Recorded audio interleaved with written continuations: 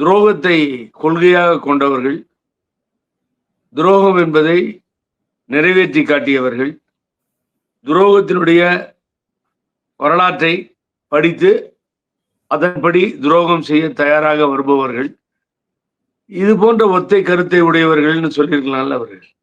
நான் பாரு சசிகலான்னு ஒருத்தங்க என்ன தேர்ந்தெடுத்தாங்க, முதலமைச்சர் பண்ணாங்க, முதுகுல குத்துனேன்.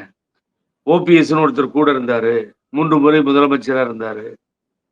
அவர் கூட இருந்தார், ஒருங்கிணைப்பாளர்னு ஒத்துக்கிட்டேன். அவரை மேல வச்சு பக்கத்துல இருந்தேன். அப்புறம் கொஞ்ச நாள் கழிச்சு அவரை முதுகுல குத்துனேன். அவர்தான் என்ன கட்சியினுடைய முதலமைச்சர் வேட்பாளர்னு அறிவிச்சாரு. அங்க ஒரு குத்து குத்துனேன், துரோகம் பண்ணேன். அங்க ஒரு துரோகம் பண்ணேன். ஆகவே பிஜேபிக்கும் இருக்குன்னு சொல்லுவேன், இல்லைன்னு சொல்லுவேன். அங்க ஒரு துரோகம் பண்ணுவேன்.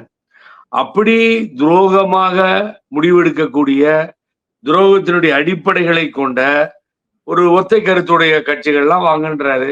நீங்க அது புரியாம திமுகவை தூக்கி போடணும், திமுகவை தூக்கி போடணும்னா அது இல்ல. துரோகத்தை வரவேற்கிறார்.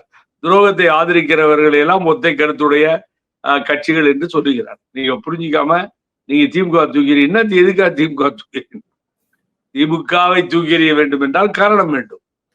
உங்க துரோகத்தை அழைக்கிறார். எல்லாம் ஒன்னா சேர்ந்து துரோகம் பண்ணவங்களாம் ஒன்னா கூட வாங்க. அப்ப ரொம்ப ஸ்ட்ராங்கா துரோகம் பண்ணலாம் அப்படின்னு சொல்றாரு அக்கீம்.